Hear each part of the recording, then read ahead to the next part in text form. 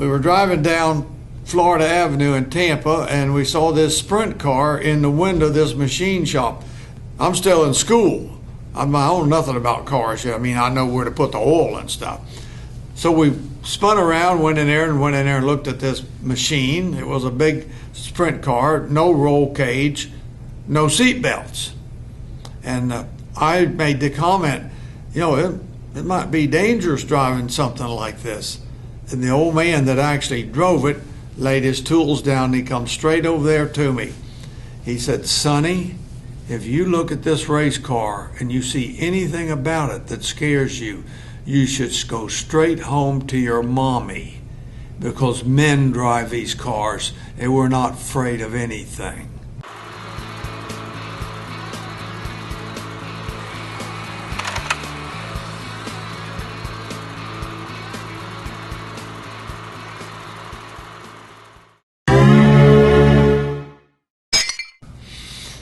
I haven't tried to live up to any reputation like that. I mean, I don't think that that's a good title, but I mean, they put it on me. So I'm just me. I'm just Don Garlits, and I've never changed. I'm no different today than I was when I first got started. I still think the same. I act the same. I dress the same. I eat the same. I go to the same kind of restaurants. I drive the same kind of cars. And my wife and I never really got into the big fancy homes, big fancy cars, Lear jets, none of that stuff. We had plenty of money. We made lots of money, and we saved it. We saved our money for our old age. We both came from the Depression, and my wife and I both only ever got one pair of shoes for a whole year of school, and that we were supposed to keep that. My wife, she made all her own clothes. My mother made mine.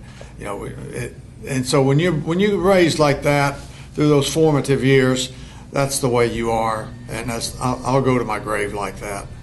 Don Garlits established low elapsed time at a 5:63, the first man ever over 250 miles an hour. Don, how do you feel going into the World Finals eliminations? Well, Dave, we all feel real good. The crew and I worked on the car last night. Everything is tip-top shape. We didn't hurt anything to speak of yesterday. We nibbled one little piston, which we expected. We put an awful big high speed in it to get that mile an hour. We won't be going for high mile an hour today.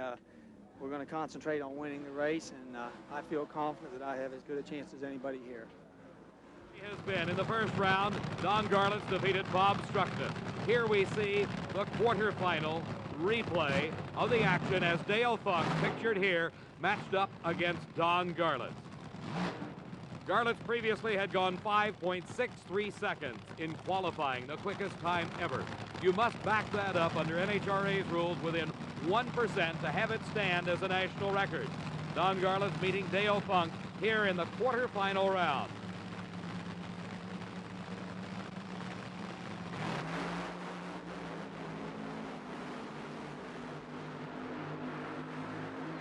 Garlits never headed 5.65 seconds. The second quickest time in the history. That backs up his 5:63. Is that what made you such a good drag racer? Because you grew up that way? Exactly. I would not waste parts. I would never, ever hurt a part to win one round. It's just not that important, because there's going to be another one next week and another. I mean, the World Championship is over at the end of the year, and they're already preparing for the next one. So there'll be plenty of them. So why would you destroy a nice part that you worked so hard to get, and some machinist worked as hard out to get it to the thousandths of an inch, or maybe even the 10,000th, and then they're going to throw it down on the drag strip for one round or 1/100th of a second? I just ain't going to do it. That's why I don't have a top fuel dragster out there. How would Don Garlits do in today's modern drag racing world? I couldn't compete, because I will not tear my parts up. It's as simple as that. I mean, I came back for 2 years, 2002, 2003, ran about 10 races, never put any oil on the drag strip, still have every block and heads that I had when I started. They're all in my museum, but only qualified once. That tells you. Well, it was a man's sport. I mean, it was we invented it, and we invented it to get away from the women for a little while. I mean, you know, in the old days, they had the stable. The guys went down to the stable and they could use bad language and talk about anything they wanted to, and there wouldn't be anybody embarrassed. And the drag racing evolved from that. And we went out to the garage instead of the stable, and there we could get greasy and nasty and have a beer maybe and talk about whatever we wanted to, and we didn't have to worry about four-letter words or nothing. Men like to do that. You know, men with quotation marks around it are tough.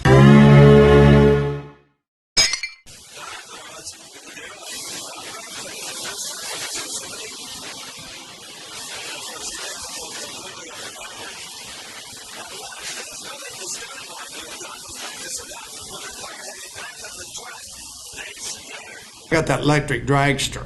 I want to go 200 miles an hour with it. But there's some people have deemed that maybe it might be a little dangerous or something. You know, maybe it might scrape the guardrail and short out or something like that, you know, and I might get hurt. And so certain associations have said I can't run it at their tracks until it's approved. And of course, it still ain't approved, and it's over a year now since I tested it right here at Gainesville. So I take that statement. Men drive these cars. And I mean, look at those fuel dragsters, those funny cars. You can't tell me those things ain't dangerous. I actually see them explode and blow the whole bodies to bits on TV. I mean, it's got to be dangerous, ain't it? It's like Benny the Bomb. Remember him? I mean, that's what a funny car is. It's like Benny the Bomb. And the sad part about it is we got to have that to make it interesting on TV. Isn't that a shame that that's what it takes instead of just good competitive racing, side by side, one wins, one loses? But I mean, you know, I'm going to drive the electric dragster. I'll drive it somewhere else. I'll drive it at Independence Strip, and I'll just want to go 200 because this, you know, this is a year that the 50th anniversary of my 201.34 record at Great Meadows, New Jersey, which was the first officially over 200 miles an hour. So I want to run 200 over with electricity on batteries this year. I will. It's ready to go. I'm just waiting on the battery pack. Watching is Don Garlits, Shirley Muldowney. Yeah, the fans come to their feet for that one. That's spectacular. And you know, some drivers, when they want to beat another car particularly bad, it throws their timing off, they make mistakes. Anytime Garlits and Shirley go to the starting line, they're not going to let you down. It's going to be a great race. But wouldn't you say the greatest rivalry in drag racing was probably you and Shirley Muldowney? That's for sure. That was a vicious rivalry. We were really hateful toward each other when that was going on because it was just so tough. You know, we run a lot of match races, and match races is how we made our money in the old days. Me and the Greek, and me and Ivo, and Coletta, Malone. We all ran match races, and we just kind of ran the cars. We ran them good, but we didn't run them on the ragged edge because we want to tear up nothing. First of all, we didn't want to take them apart between rounds because it was a quick show, you know. Sometimes a promoter wanted you to come back every 45 minutes to get the show over with.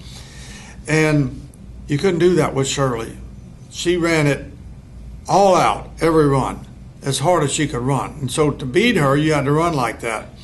And you just couldn't let her win all the races. I mean, she won about, I used to keep a scorecard on my trailer door. And I made sure that it stayed about 50-50. But to do that, I had to run my car pretty hard sometimes. And we didn't like that. It got aggravating. It got to be too much work. And Cha-Cha swerves, spins her wheels, and it's Big Daddy that does it. Don Garlits beats the lady and wins his 4th national triumph here at Indianapolis. Oh, man, this was only the U.S. Nationals, and, you know, all those guys, where are they? I know that you just had it on kill, then. Well, you know. That's a compliment, too. Right, I didn't trust you. Never. Oh, What do you think? Did I make the final decision? What do we all run? Did I make the right The ladies are decision? disappointed they're supposed to cry. Yeah, well, I'm not going to cry today because I'm happy today. How can I possibly cry? Hell, she put on a hell of a race. She had a bad lane. What the heck? Well, you two guys gave us a great show. Congratulations to you both. Thank you much. Thanks, Don. It's a pleasure racing you. Intimidate, I can't think of anybody that ever intimidated me, not even Cook and Bedwell when I first saw him in Cordova in 1957. I just come out of the swamp, so to speak. I didn't get intimidated. It was I went to the line, ran as good as I could run without tearing up my parts. I was always really good on the leave. I got my share of red lights because I was always pretty close to a red. But nobody intimidated me. There was some I would rather not race, because I knew that they were going to run so hard and probably throw parts out of the car. So that meant to win, like at a national event, you were going to have to run pretty hard. Because I didn't run many of these guys at match races because they weren't known. A dragster wanted somebody that was well known to do a match race. So that was Shirley or Coletta, the Greek. Perdome was a good one. And I don't think I ever ran a 2 out of 3 with McEwen. I don't think I did. Ran a lot of local guys, that was real, because they could get them. They were known at the local level, and they were inexpensive. So we got a lot of match races like that. The guy was the local hero at the track. That was famous. Then when they wanted to really get a good crowd, they brought in usually Shirley, Perdome, or Ivo, or the Greek. That was the touring guys.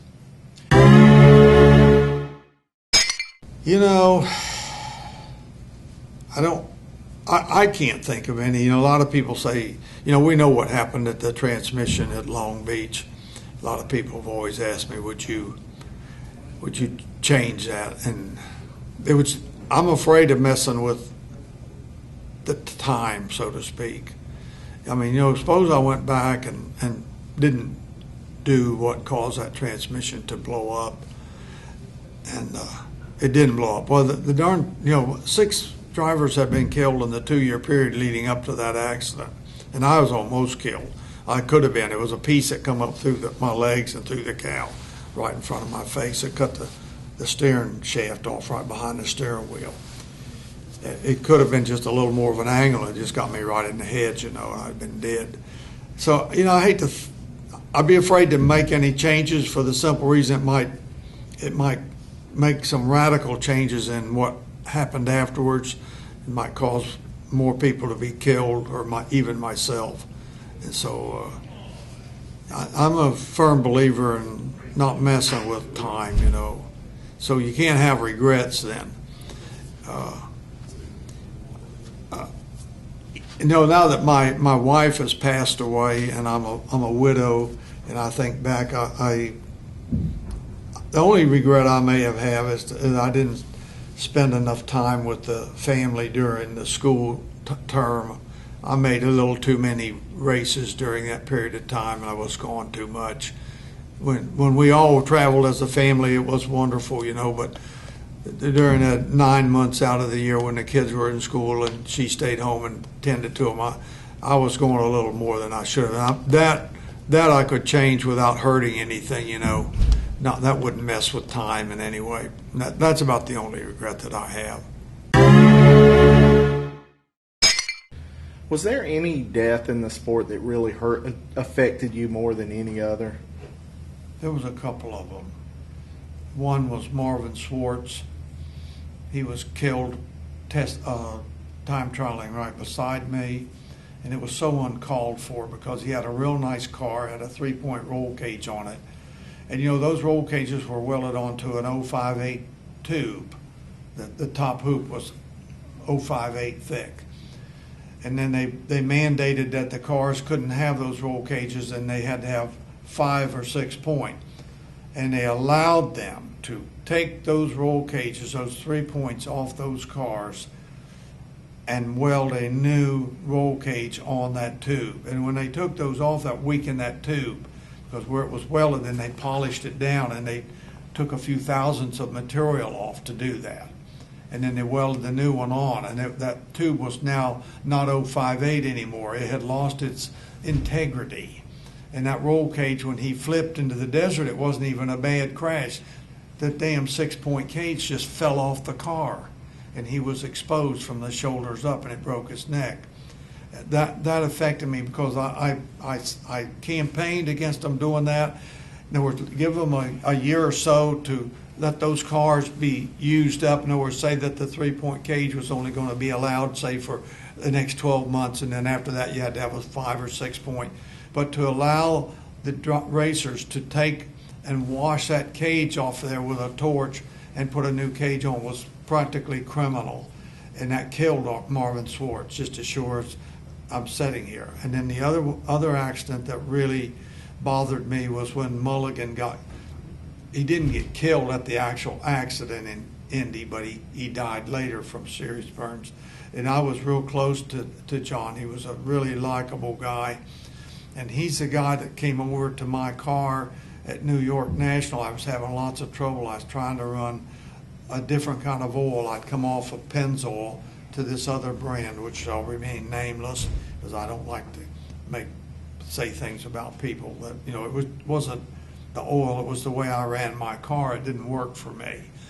And I was having all kinds of trouble. I'd blown all my motors up and I didn't know what to do. And John Mulligan came over and he says, Don, he said, why don't you try a case of this Kindle oil? He said, I had the same trouble you had. And he gave me a case of Kindle oil, and I was able to finish that race and win it on a marginal engine. And I ran Kindle ever since and never had any more trouble. That was the kind of guy he was. Whereas he gave me the oil that I was able to beat him with in the race. And I really was affected by his death. If Don Garlits hadn't become a drag racer, what would you have done in life? Well, I was supposed to be an accountant. I have an accountant's degree, and that's what I was doing. And my stepfather said to me one morning right out of high school, because in those days that's all you needed. You had the accounting degree from high school. You went right into the big department store or business, and they taught you their system, but you knew where the debits and the credits went. And he said to me one morning, he said, I can tell you don't like your job. And I was like, what are you talking about? I got a nice white shirt, my tie, and everything. He said, you don't like your job. He said, you love cars, and that's what you need to get into. So I got into cars. But I guess if drag racing had never took off like it did, I'd have some kind of a big automotive repair shop today. Because in '56, that's what I opened. My brother and I and my wife opened a repair shop, and we did good with it. Of course, it morphed into a speed shop on Garlits High Performance World, and then when we closed that, everything went to the museum. Yeah, well, I probably think that accounting skills helped you in your drag racing too, right? Oh my God, yes. We do all our own in-house work at the museum, and have for years. We just don't do the 990 for the government because it's so complicated and it changes so much. But we do all our own accounting, always have. And of course, I always knew you had to have a bottom line. You could only spend so much. You couldn't spend more than you were taking in. And it always kind of stayed in my head, I basically always knew what was in the bank account, a certain amount. So we knew that you could only spend so much and you needed to make a certain amount. And of course, that's another reason I didn't like to tear up parts, because that just added to the expense and took away from your bottom line. You and Wally Parks had pretty animated at times. Was there a mutual respect between you guys behind the scenes? Oh, yeah. He respected everything I did, and I respected everything he did. It's just that as management and running, and of course I had a little taste of that when I had the PRO for a couple of years, actually running races and managing and with the racers. It was a tough deal, and after I did that, I had a lot more respect for what he was doing, because it is a very tough deal. It's a fine balance between running the association and what the racers want. And but there was he was stubborn, He was a very stubborn man. He was set in his ways, and you couldn't hardly convince him of anything. Of course, I was exactly the same way. That's the German in me. See, I was stubborn in what I believed in, and so we just butted horns a lot, We never us pros never liked the fact that they had added all these national events where you didn't get paid. You had to actually pay and run for the money. Well, in the beginning, there was no money. It was just, there was tools, and there was a big strike, one time to get some round money in California. You know about that or not? That all the fuel dragsters got together. Donovan organized it. And that's why Donovan was never really liked by NHRA. He organized the thing, and they wouldn't race at the Winter Nationals unless they had $125 round money. And that was the beginning of the money. Up to then, you didn't get any money. Well, how many of those could you do a year running for some tools or something when it costs money to run these cars? So first they had the Nationals, and then they had the Winter Nationals, and we always thought that was enough of the freebies, and no purse. And then they put the Spring Nationals on, and I didn't go to like 3 of them for that reason, because I just couldn't afford to. I had races to go to that paid money. And so I'll never forget when Carbone won Indy in '71, the big burn down, and he got $3,000. That was his money. And it was 125,000 people sitting in the stands, paid money to get in there, and he won $3,000. So Wally came back to the Division II banquet and gave a little speech, And so I cornered him after the banquet, and I said, Wally, Carbone won $3,000. He said, well, he got another $2,800 in contingency. I said, even so, it's still only $5,800. I said, that race should pay $25,000. And Wally said, it'll be light years before drag racing pays $25,000 to win. And I said, no, it won't. I said, it's going to pay $25,000 to win next year, because we're going to put on a race and do just that. He just laughed, Well, we did it. Tulsa, Oklahoma, 1972, paid $25,000 for pro, funny, and top fuel, and then they had another $20,000 in contingencies. They went out there between $38,000 and $42,000. And of course, that changed everything. Of course, I was never forgiven for that, Wally on his. Look what he did in that book, the nice NHRA book. I saw the original printout. The publisher sent it to me. It was 18 pages of my cars in there.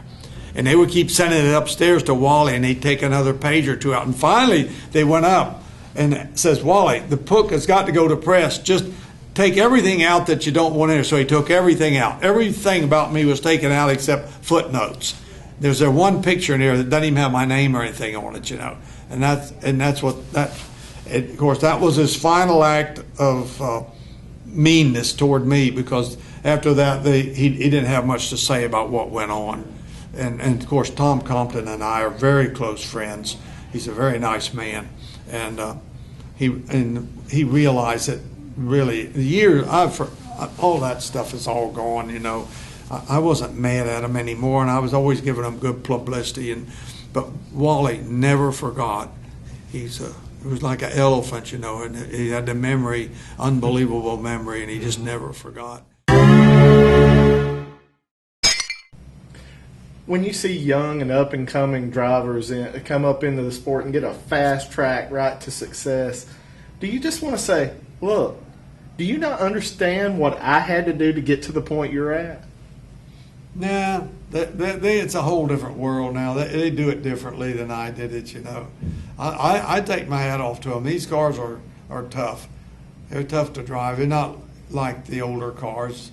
And they're safe in a sense, but you can get hurt in them just as bad as you can get hurt in one of the older cars if it crashes right. We've had a couple of deaths, but generally speaking, there's a tremendous amount of safety equipment there that we never enjoyed back in the day.